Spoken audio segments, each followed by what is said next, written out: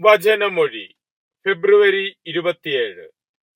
വചനഭാഗം 2 പത്രോസ് 3:14-18, ലൂക്കായുടെ സുവിശേഷം 6:37-42.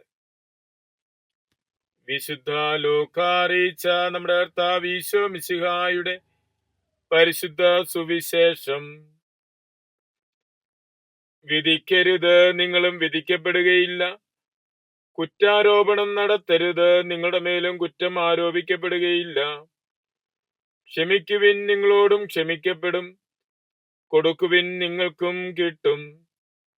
അമർത്തി കുലുക്കി നിറഞ്ഞു കവിയുന്ന നല്ല അളവിൽ അവർ നിങ്ങളുടെ മടിയിൽ ഇട്ടുതരും. കാരണം നിങ്ങൾ അളക്കുന്ന അളവ് കൊണ്ട് തന്നെ നിങ്ങൾക്കും തിരിച്ചളന്നു കിട്ടും. അവനൊരു ഉപമയും അവരോട് പറഞ്ഞു. കുരുടനെ നയിക്കാൻ സാധിക്കില്ലല്ലോ.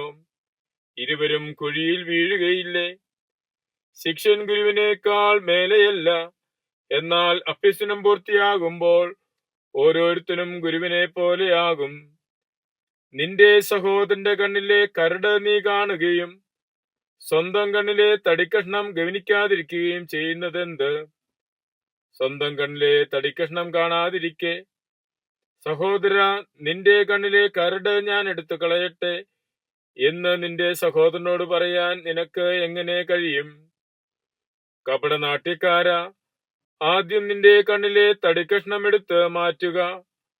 അപ്പോൾ നിന്റെ സഹോദരന്റെ കണ്ണിലെ കരട് എടുത്തു കളയാൻ നിന്റെ കാഴ്ച തെളിയും. ഈശോയിൽ സ്നേഹമുള്ളവരെ, വിശുദ്ധ മത്തായിയുടെ സുവിശേഷം 7-ാം അധ്യായം 12-ാം വചനം പറയുന്നുണ്ട്. മറ്റുള്ളവർ നിങ്ങളോട് എപ്രകാരം പ്രവർത്തിക്കണമെന്ന് നിങ്ങൾ ആഗ്രഹിക്കുന്നുവോ, നിങ്ങൾ അവരോടും അങ്ങനെ ചെയ്യുവിൻ. സുവർണ നിയമം എന്ന് അറിയപ്പെടുന്ന നിയമമാണ് അത്. അതേപോലെ തന്നെ ഒരു ജീവിത ശൈലി ഇന്ന് സുവിശേഷത്തിലൂടെ നമ്മോട് പറഞ്ഞു തരുന്നത്: വിധിക്കരുത്, നിങ്ങളും വിധിക്കപ്പെടുകയില്ല. കുറ്റാരോപണം നടത്തരുത്, നിങ്ങളുടെ മേലും കുറ്റം ആരോപിക്കപ്പെടുകയില്ല. ക്ഷമിക്കുവിൻ, നിങ്ങളോട് ക്ഷമിക്കും. നിങ്ങളുടെ പ്രവർത്തികൾ അനുസരിച്ച് നിങ്ങൾക്കും പ്രതിഫലം ലഭിക്കുമെന്നാണ്. നല്ല പ്രതിഫലം നിങ്ങൾക്ക് ലഭിക്കണമെങ്കിൽ നിങ്ങൾ നന്മ പ്രവർത്തിക്കുന്നവരായി മാറണം. പ്രവർത്തികളിലൂടെ നന്മ നേടുവാനായിട്ടാണ് ഈശോ നമ്മോട് ആവശ്യപ്പെടുന്നത്.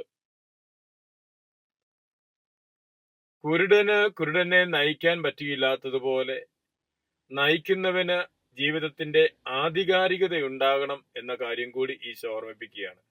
മിശിഹായുടെ അനുയായിക്ക് ജീവിതത്തിന്റെ ആധികാരികത കൂടി ഉണ്ടാകണം എന്ന കാര്യവും ഈശോ ഓർമ്മിപ്പിക്കുന്നു.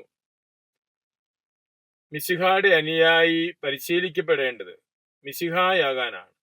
ശിഷ്യൻ പരിശീലിക്കപ്പെടുന്നത് ഗുരുവിനെ പോലെയാകുവാനാണ്.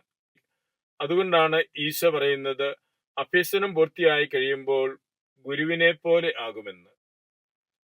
മിശിഹായുടെ അനുയായി വളരേണ്ടത് മിശിഹായിലേക്കാണ്.